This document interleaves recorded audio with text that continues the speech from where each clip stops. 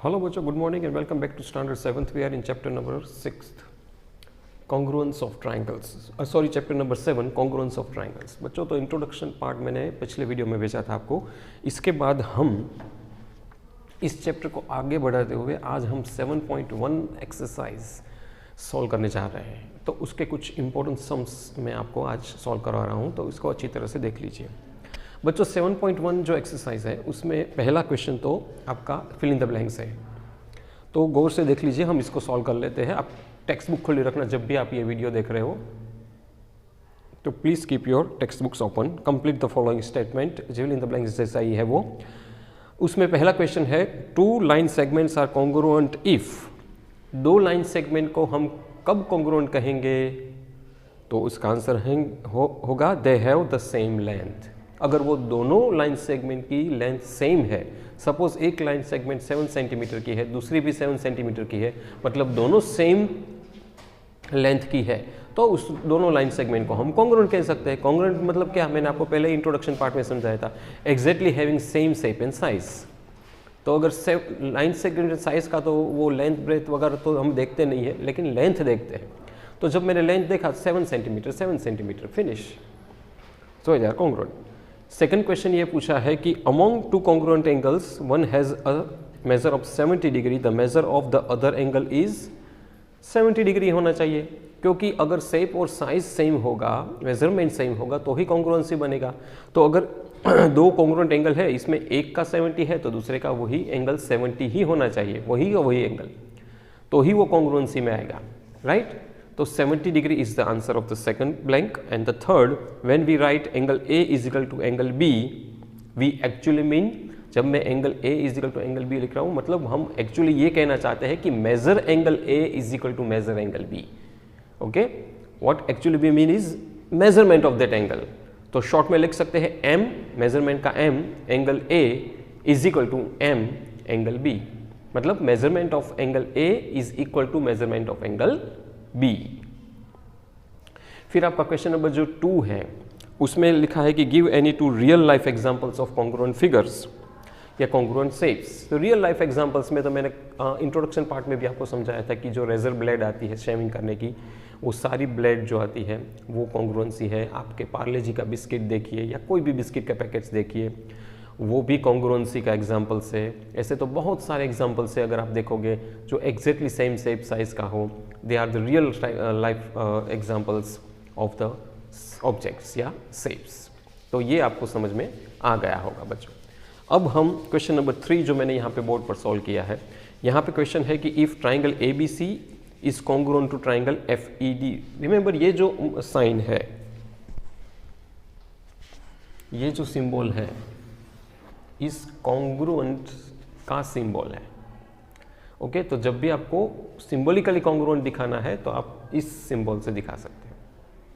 तो रीड इस तरह किया जाता है कि triangle ABC is congruent to triangle FED.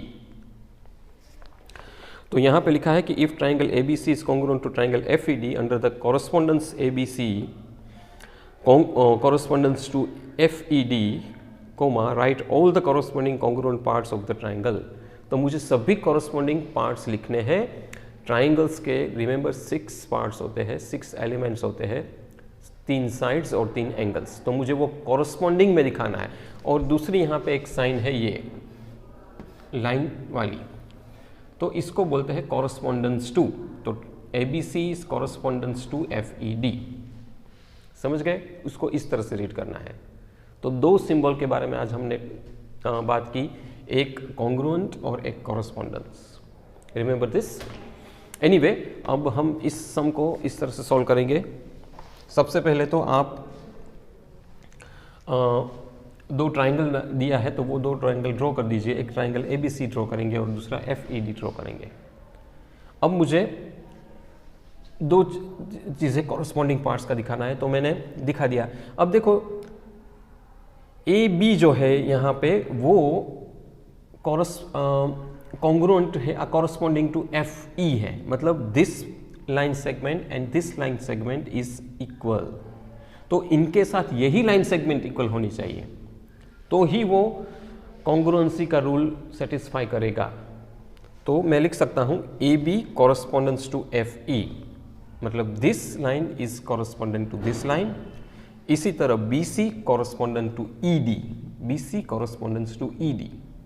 And तीसरा है a c correspondence to F d, a c correspondence to F d. तो ये मैंने 3 साइड्स की कॉरस्पॉन्डेंसी दिखा दी। अब 3 साइड्स और 3 एंगल्स का भी दिखाना है। तो एंगल्स में angle A correspondence to angle F, वो मैंने यहां लिखा ए टू एफ। इसी तरह angle B correspondence to angle E, वो यहां दिखाया।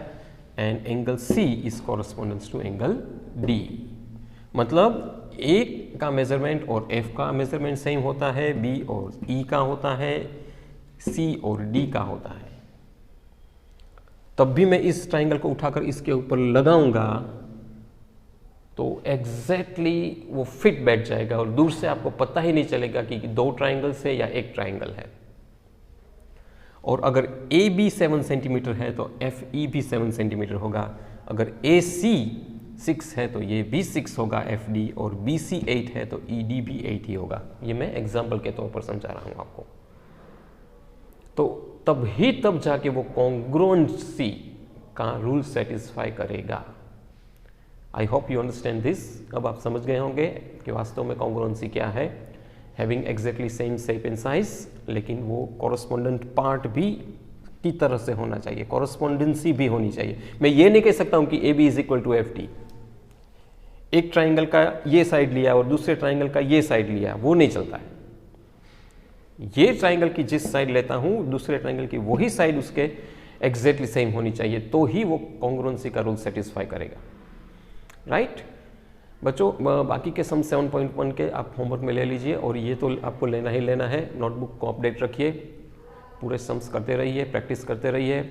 और कोई डाउट हो तो मुझे ग्रुप में ज़रूर बताइए। Thank you very much for listening me.